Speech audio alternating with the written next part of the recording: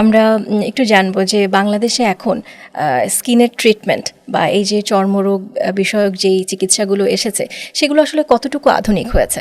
Right, আসলে ডার্মাটোলজিতে যেই অ্যাডভান্সমেন্টটা হয়েছে এটা খুবই রিসেন্ট। আমরা যখন শুরু করি বা তারও আগে দেখেছি যে তেমন কোনো অ্যাডভান্স ট্রিটমেন্ট ডার্মাটোলজিতে ছিল না।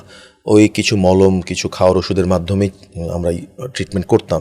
এতে করে দেখা যেত যে ম্যাক্সিমাম ডিজিজেই খুব স্যাটিসফ্যাক্টরি আউটকাম দেওয়া যেত না।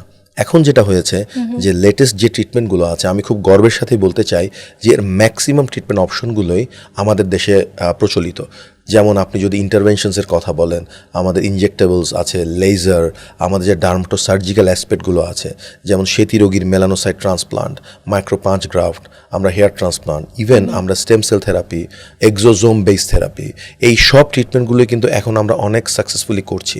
বা আরও যে ইজি প্রসিজিওর্সগুলো আছে যেমন ক্রায়োথেরাপি, ইলেকট্রোসার্জারি, পিআরপি থেরাপি, যেটা এখন অনেক হটকেকের মতো আছে, এগুলো আমরা কিন্তু এখন ঢাকা, ইভেন ঢাকার বাইরেও ছোট ছোট জেলাতেও আমি দেখছি যে অনেক স্কিল ডক্টরস বাইরে থেকে ট্রেইনড আপ হয়ে তাদের যেই সেন্টারটা আছে ওটা সেট আপ করে খুব সাকসেসফুলি, খুব প্রপার ট্রিটমেন্ট করছে। সো আমি বলবো যে এখন ডার্মাটোলজিতে যেই ইন্টারন্যাশনাল যে স্ট্যান্ডার্ড আছে আর আমাদের যে স্ট্যান্ডার্ড আছে খুব বেশি পার্থক্য নাই।